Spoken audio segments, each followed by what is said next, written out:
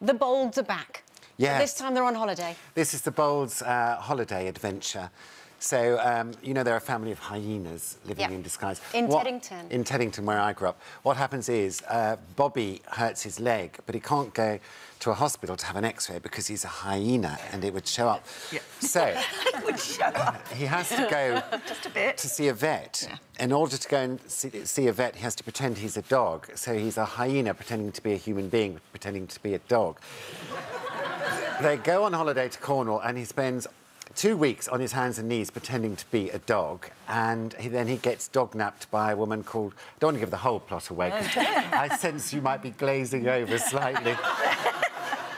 But anyway, it is all about their holiday.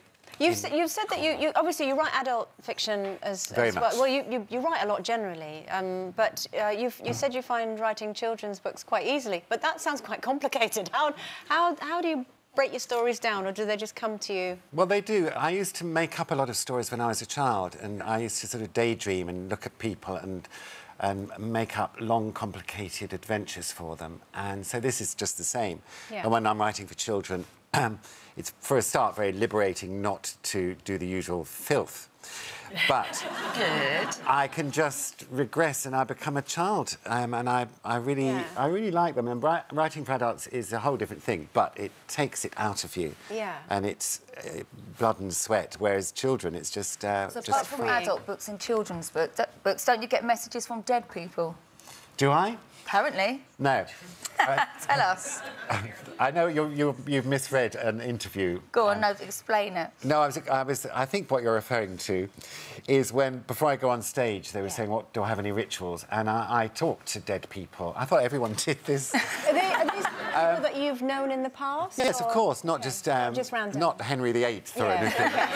Always good to clarify. Yeah, no, it's dead friends and relatives, and so if I need to calm down, have a little conversation as I'm just waiting in the wings to come on. Yeah. And it's just a sort of comforting Do you just say something to them, like a little prayer, or do they say something to you? I think about them, really. You don't have to say, you know, how is it on the other side?